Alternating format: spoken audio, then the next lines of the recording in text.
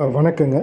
நம்ம இன்றைக்கி இந்த வீடியோவில் பார்க்குறது என்ன அப்படின்னா, கல்யாண முருங்கை அப்படிங்கிற செடியை பற்றி தாங்க நம்ம இன்றைக்கி இந்த வீடியோ பதிவில் பார்க்குறோங்க. இந்த கல்யாண முருங்கையை ஊரில் முள் முருங்கை அப்படின்னு சொல்கிறது கூட வழக்கங்க. ஸோ இந்த முள் முருங்கை, கல்யாண முருங்கை எல்லாம் ஒன்று தான். பல பேர் என்னென்னா முள் முருங்கை வேறு, கல்யாண முருங்கை வேறேன்னு நினச்சிட்ருக்கீங்க. அப்படி கிடையாது, ரெண்டுமே ஒன்று தான். இந்த கல்யாண முருங்கையோட சிறப்பு என்ன அப்படின்னு பார்த்துட்டோம்னா, அதில் இருக்கக்கூடிய இலை, விதை, பூ, பட்டை எல்லாமே மருத்துவ குணம் கொண்டதுங்க. அதுக்குள்ளே நம்ம போக வேணாம். நம்ம இந்த வீடியோவில் எதை பற்றி சொல்கிறோம் அப்படின்னா, கல்யாண முருங்கை அப்படிங்கிறது ஆட்டுப்பண்ணை வச்சுருக்கிறவங்களுக்கு ஒரு அருமையான தீவனங்க. ஆட்டுப்பண்ணைன்னு மட்டும் கிடையாது, மாடுக்கும் கொடுக்கலாம். நல்ல ஒரு அருமையான தீவனங்க. மர வகை பயிருங்க. குறிப்பாக சொல்லப்போனால் மர வகை பயிர்.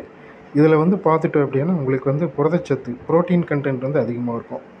ஆடுகளுக்கு கொடுக்குறப்போ நல்லா வெயிட் சீக்கிரமாக எடை கூடுங்க. வெயிட் கெயின் ஆகும். அதுக்காக தான் இந்த கல்யாண முருங்கை அப்படிங்கிறது பயன்படுதுங்க.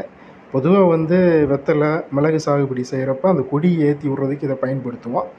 அதுதான் இந்த கல்யாண முருங்கை அப்படிங்கிறது. இந்த விதை குச்சி நம்ம விற்பனை பண்ணிக்கிட்டு இருக்கிறோங்க. கல்யாண முருங்கையோட விதை குச்சி. இந்த விதை குச்சி வேணுங்கிறவங்க நம்மக்கிட்ட வாங்கிக்கலாங்க. மினிமம் 50 குச்சியிலேருந்து கொடுப்பாங்க. Minimum order 50 குச்சிங்க. தேவைப்படுவர்கள் நம்மகிட்ட வாங்கிக்கலாங்க. இருக்குது.